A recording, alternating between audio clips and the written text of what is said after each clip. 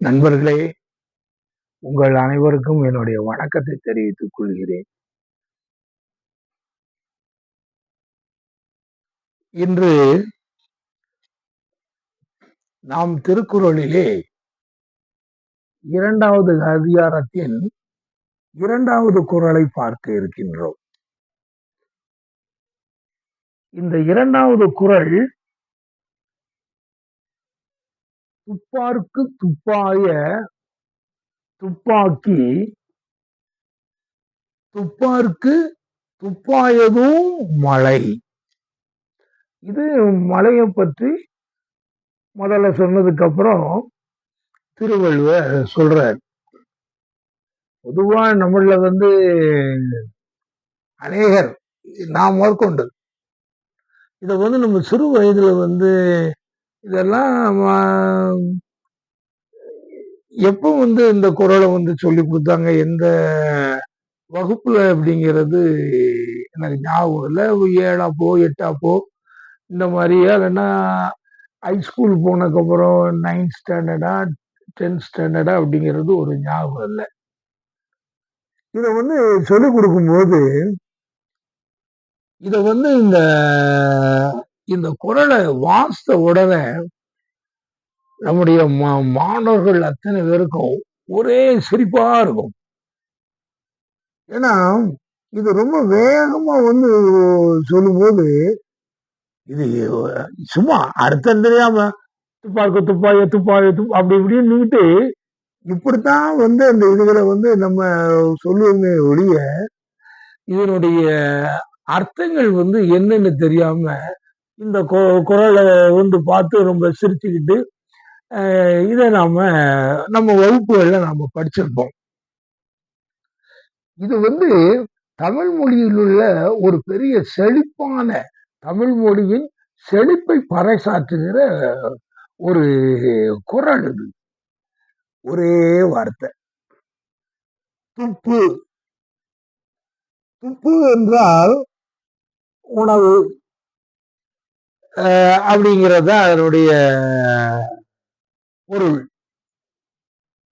இதை வச்சு அந்த குறள் முழுவதையும் அந்த ஒரே ஒரு வார்த்தைய முழுவதும் அப்படியே வள்ளுவர் கொண்டு இந்த குறளை அமைச்சிருக்காருன்னா தமிழ் மொழியினுடைய பெருமையை பற்றி, தமிழ் மொழியினுடைய சிறப்பு செழிப்பு, ஒரு சொல் ஒரு பெரிய கவிதையை உருவாக்குகிறது. அது யாராலும் இதை படைக்க முடியாத, இது சிந்திக்க முடியாத ஒரு குறள். இது என்ன சொல்கிறார் என்றால், துப்பார்க்கு துப்பார்க்கு என்று சொல்லும் பொழுது இது உணவு உண்பவர்களுக்கு, துப்பார்க்கு துப்பாய உணவாகிய துப்பார்க்கு துப்பாய துப்பாக்கி. இந்த துப்பாக்கின்னு சொன்னோம்னா நமக்கு சின்ன பிள்ளைகளுக்கெல்லாம் இந்த துப்பாக்கி கையில வச்சுக்கிட்டு நம்ம வெடிச்சுக்கிட்டு இருக்கும்போது இந்த துப்பாக்கி தான் நமக்கு ஞாபகத்துக்கு வரும். ஆனா அந்த துப்பாக்கி அப்படிங்கிறது அதாவது உண்பவர்களுக்கு வேண்டிய அந்த உணவை துப்பாக்கி, அந்த உணவை உண்டாக்கி துப்பார்க்கு துப்பாய துப்பாக்கி. அதுக்கப்புறம் துப்பார்க்கு துப்பாயதும் மழை, அதுவே ஒரு உணவாகுது. அதாவது காலையில நம்ம பைப்ல தண்ணி வந்த உடனே நம்ம எடுத்து வச்சிருக்கோம். அதுக்கப்புறம் சோறை இதை அரிசியை நினைய போடுறோம். அதுக்கப்புறம் உலையில போடுறோம், போட்டு இதை ஆக்குறோம். ஆக இதுக்கு நீர் நமக்கு தேவையா இருக்கு.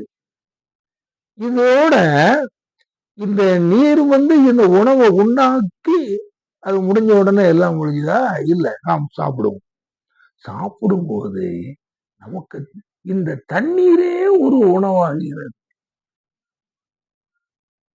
சில சந்தர்ப்பங்களில் சிலர் பட்டினி கிடக்க நேரிடும் பொழுது இந்த தண்ணீரை கொடுத்து வயிற்றை நிறைவேற்றக்கூடிய சந்தர்ப்பங்கள் எல்லாம் உருவாகி விடுகிறது. அது கூடுமான வரைக்கும் இன்றைய காலகட்டத்திலே நாம் அவைகளை எல்லாம் ஓரளவுக்கு எல்லாவற்றையும் அந்த மாதிரி எல்லாம் யாரும் ஒரு உணவின்றி அவர்கள் உறங்கச் செல்லக்கூடாது என்பதை நாம் ஒரு கொள்கையாக வைத்து அதற்குரிய ஏற்பாடுகளை எல்லாம் அரசாங்கங்கள் எல்லாம் செய்திருக்கிறது. இன்றைக்கு அந்த நிலைமை அநேகமாக இல்லை. ஆக இந்த சாப்பிடும் பொழுது சாப்பாட்டை உருவாக்குவது மட்டுமல்லாமல் அவர்களுக்கு சாப்பிடுவவர்களுக்கு அதுவே ஒரு உணவாக ஆகக்கூடியதுதான் இந்த மழை, அதாவது நீர். எவ்வளவு அருமையா எப்படி ஒரு இத சொல்லியிருக்காரு. இந்த துப்பாயதும் மழை அப்படிங்கிறது நீ சொல்லும் பொழுது இந்த நீரை பொறுத்த வரையில எவ்வளவு முக்கியமான ஒண்ணு தெரியுமா? சாதாரணமா டாக்டர்ஸ்கள் இப்போ சொல்றாங்க அந்த நீருடைய ஒரு மகிமையை எல்லாம் தெரிஞ்சு இன்னைக்கு நாம தாகம் எடுக்கோ இல்லையோ அதை ஒரு குறிப்பிட்ட நேரத்துக்கு நம்ம தண்ணி இவ்வளவு குடிக்கணும், ஒரு நாளைக்கு ஒரு 4 லிட்டர் தண்ணி நாம குடிக்கணும், இவ்வளவும் நம்ம குடிச்சாதான் நம்முடைய உடம்புக்கு நம்முடைய உடம்புல உள்ள அந்த உஷ்ணங்கள் ஆற்றக்கூடிய நம்முடைய உடம்பிற்கு ஆக்சிஜனை கொடுக்கக்கூடிய உடம்பில் உண்ட உணவு செமிப்பதற்கு உள்ள ஒரு செயல்களை செய்வதற்கு இதுகள் எல்லாவற்றிற்குமே நீர் மிக மிக இன்றியமையாது. அதைத்தான் சொல்றார். மறந்தும் கூட நாம் தண்ணீர் குடிக்காமல் இருந்துடக்கூடாது. எவ்வளவு பெரிய பாதகங்கள் எல்லாம் அதனால் ஏற்பட்டு போகிறது தெரியுமா? ஒரு தண்ணீரை நாம் சரியாக அருந்தாமல் விடுவதனால், அதிலும் ஒரு கோடை காலங்களில் இப்படியெல்லாம் நாம் விட்டுவிட்டோம் என்றால், அதனால்தான் சிறு பிள்ளைகளுக்கு கூட குழந்தைகளை அடிக்கடி நாம் தண்ணீர் ஒரு ஒரு மிலிட்டரி மேன் தெரியும். அவர் தன்னுடைய பையன்கிட்ட அடிக்கடி விசாரிச்சுக்கிட்டே இருப்பார். தண்ணி குடிச்சியா? காலையில கேட்பாரு, மத்தியானம் தண்ணி குடிச்சியா? சாயந்தரம் கேட்பாரு, நைட்டு கேட்பாரு. இப்படி இந்த தண்ணீர் குடிக்கிறது அவங்களுக்கு அந்த மிலிட்டரிக்காரங்களுக்கு அதனுடைய முக்கியத்துவம் எல்லாம் தெரியும்.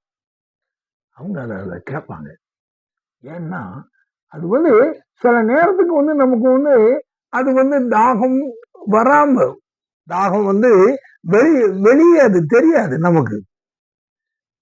அப்படி இருக்கும்போது நாம சும்மா தண்ணி குடிக்காம உட்கார்ந்துருவோம். அப்படி தண்ணி குடிக்காம உட்கார்ந்துருக்கும் பொழுது அதனுடைய விளைவுகள் அது பின்னால் தான் அது தெரியும். ஒரு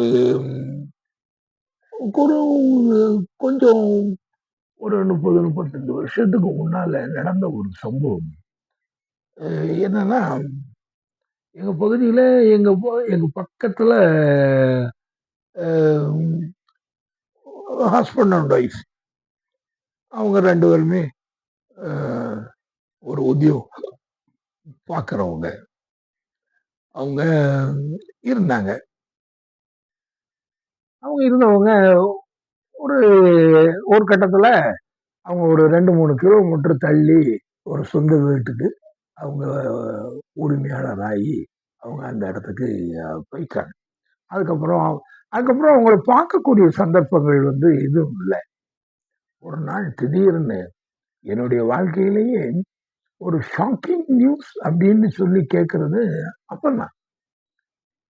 திடீர்னு காலையில நான் ஆபீஸுக்கு புறப்பட்டுக்கிட்டு இருக்கேன். இந்த காலையில போன் வருது. என்னாரு அந்த சகோதரி அவங்க இறந்துட்டாங்க அப்படின்னு சொல்லி அப்படியே அந்த கேட்ட மாத்திரத்திலேயே அந்த எல்லாத்தையும் அப்படியே போட்டுட்டு அப்படி உடனே அந்த வீடை நோக்கி நான் நானும் என்னுடைய மனைவியும் போயிட்டோம். அங்க போனா போனா என்ன அதை நினைச்சு பார்க்க முடியாத ஒரு துயரம். எல்லாம் பிறகு இருந்து எல்லாத்தையும் முடிச்சு எல்லாத்தையும் வந்ததுக்கு அப்புறம் அன்னைக்கு என்னால அவைகளெல்லாம் கேட்க முடியல. அடுத்த நாள் நான் போய் அவங்க கணவர்கிட்ட கேட்குறேன். என்ன இப்படி திடீர்னு வந்து இப்படி ரொம்ப நல்ல ஹெல்த்தியா இருந்தவங்க தான். எந்த விதமான நோய் கிடையாது. எதுவும் கிடையாது. என்ன இப்படி திடீர்னு இறந்துட்டாங்க? இப்படி அந்த அப்படின்னு சொன்ன உடனே, இந்த மாரி அ ஆஸ்பத்திரியிலலாம் நீங்க வந்து வச்சிருந்தீங்களாமே, அந்த நேரத்துல கூட எனக்கெல்லாம் நீங்க வந்து சொல்லி விடலையே. ஏன் இப்படி இப்படி இந்த மாரி ஒரு கடைசி கட்டத்துல இப்படி சொல்லியிருக்கீங்க? அப்படின்னு சொல்லி நான் கேட்கும் பொழுது, அப்பதான் அவங்க சொல்றாங்க. ஒரு பெரிய ஹாஸ்பிட்டல்லலாம் கொண்டு அவங்க வச்சு பார்த்துருக்காங்க. ஒரு 1 வாரம் போல பார்த்துருக்காங்க. ஆனா, அந்த ய அதாவது அவங்களுக்கு என்ன வியாதின்னே கண்டுபிடிக்க முடியலன்னு என்கிட்ட சொல்றாங்க. அவ்வளவு பெரிய ஹாஸ்பிட்டல்ல அந்த டாக்டர் வந்து என்னன்னு பார்ப்போம், என்னன்னு பார்ப்போம்ன்னு சொல்லி இப்படியே நாள கடத்தி, அதற்குரிய சரியான தீர்வை அந்த டாக்டரால கண்டுபிடிக்க முடியல. யாரையாவது வந்து அ இன்னொரு மேலாக உள்ள ஒரு டாக்டரோ, அல்லது இன்னும் வேற ஒரு டாக்டர்ட்டயோ அத நம்ம கன்சல்ட் பண்ணலாம்ன்னு சொல்லி அவரும் நினைக்கல. நம்ம சொன்னாலும் கேட்கல. இப்படி இருந்ததுனால எங்களுக்கு என்னன்னே தெரியாது. எதனால இந்த சாவு ஏற்பட்டதுன்னு எனக்கு தெரியாது அப்படின்னு சொல்றாங்க. அப்போ அவங்க சொல்லும்பொழுது, அந்த பல காரண காரியங்கள் எல்லாம் அவங்க சொல்றாங்க. சொல்லும்போது அது மே மாசம். மே மாசம் அ ஹாட்டஸ்ட் மந்த்து அன்னைக்கு தமிழ்நாட்டுல வந்து அந்த மாதம் தான் ஹாட்டஸ்ட். அது வந்து இங்க தூத்துக்குடியில ஹாட்டஸ்ட் மந்த் அந்த வருஷத்துல. இதுல இவங்க வந்து அந்த நேரம் பார்த்து அவங்க அவங்களுடைய திருமண நாள் அது இதெல்லாம் வரும்போது பல இடங்களுக்கும் போயிருக்காங்க. பல கோயில்களுக்கு எல்லாம் போயிட்டு வந்திருக்காங்க. வந்ததுல சிக் ஆயிட்டாங்க. அப்ப இந்த சிக்கானன்னா அப்ப என்ன? நான் வந்து இந்த காரணத்த நான் வந்து கொஞ்சம் துருவி துருவி நான் வந்து கேட்கிறேன். அப்படின்னு சொன்னோனே, அப்ப எனக்கு வந்து ஒரு சந்தேகம் என்ன வருதுன்னா, இவங்க வந்து இந்த சரியா வந்து தண்ணிலாம் குடிச்சாங்களா? அவ்வளவு தூரத்துக்கு வந்திருக்கீங்களே, அவங்களுக்கு தண்ணிலாம் குடுத்தீங்களா? அப்படிங்கிறது கேட்கிறேன். இந்த கேள்வி கேட்கிறதுக்கு எனக்கு வந்து அந்த நேரத்துல அந்த ஞாபகம் எப்படி வந்தது அப்படின்னு சொல்லியாச்சுன்னா, அப்பந்தான் அந்த மாதத்துல வந்த ரீடர்ஸ் டைஜஸ்ட் புக் இருக்கு இல்லையா? அதுல வந்து இந்த அ நீர் குடிப்பது, அதுக்கப்புறம் வந்து இந்த நீர் குறைவு, இந்த வாட்டர் டெபிசிட்ஸ் இதனால வந்து அ மரணங்கள் கூட சம்பவிக்கலாம் அப்படின்னு சொல்லிக்கிட்டு, அந்த ஒரு ஆர்டிக்கிள் வந்திருக்கு. அத நான் வந்து அந்த நேரத்துல தான் அது ரொம்ப ஊன்றி அத படிச்சிருந்ததுனால, எனக்கு வந்து ஒரு சந்தேகம் ஆயிடுச்சு. அப்போ பிறகு இத வச்ச உடனே இது எல்லாத்தையும் நான் கேட்கிறேன். கடைசியில வந்து நான் அவங்க எதுவுமே தெரியல அப்படின்னு சொல்றாங்க. நான் அவங்ககிட்ட சொன்னேன் வேற ஒண்ணும் இல்ல. இதுக்கு அதுக்கு கூட இது வேற எனக்கு இப்ப அந்த இந்த வார்த்தைகள் வந்து அந்த இதெல்லாம் இப்ப எனக்கு கொஞ்சம் ஞாபகம் இல்ல. அவன் சொல்றது வேற ஒண்ணும் இல்ல. இது வந்து அவங்க வந்து சரியான முறையில நீர் அருந்தாமலே விட்டதுனால, ஆக்சுவலா அது வந்து சன்ஸ்ட்ரோக். இந்த சன்ஸ்ட்ரோக் வந்து ஒண்ணு அந்த டாக்டர் வந்து இப்படிப்பட்ட கடுமையான மந்த்து இதுல சன்ஸ்ட்ரோக் வந்திருக்கலாமான்னு அத பார்த்திருக்கலாம். அவங்களும் பார்க்கலாம். அவருக்கும் அந்த அனுபவம் இல்ல. அவர் ஒரு யங் மேன். ஒண்ணு அவங்க படிச்சு இந்த மாதிரிலாம் படிக்கிறாங்கன்னா அப்படிலாம் டாக்டர்ஸ்கள் யாரும் அந்த மாதிரிலாம் யாரும் புத்தகங்களை படிக்கிற மாதிரிலாம் ஒன்றும் தெரியல.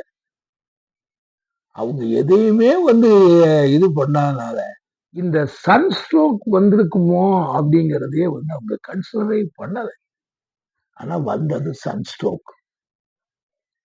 அத தண்ணீர் வந்து இல்லாததனால் அவங்களுக்கு சன்ஸ்ட்ரோக் ஏற்பட்டு அதனால் மரணம் சம்பவித்தது. இதுதான் நடந்தது. நான் சொன்னேன் அதுக்கப்புறம் அவங்ககிட்ட. நான் அவங்க சொன்னேன், இந்த மாதிரி இந்த புத்தகத்துல இப்படித்தான் இருக்கு. இதுல வந்து நீங்க சொல்லக்கூடிய அத்தனை நடந்ததாக சொன்னது காரணங்கள் காரியங்கள் எல்லாம் அதையே தான் சொல்கிறது. சகோதரிக்கு ஏற்பட்டது சன்ஸ்ட்ரோக். அப்பொழுதுதான் அவர்களுக்கே தெரிகிறது. ஆக இது இந்த நீர் என்பது ஒரு சாதாரண விஷயம் அல்ல. இந்த தண்ணீர்ங்கிறது அப்படிப்பட்ட ஒரு முக்கியமான ஒன்றாக அது நமக்கு உணவை தருவது மட்டுமல்ல, அதுவே உணவாக இருக்கிறது.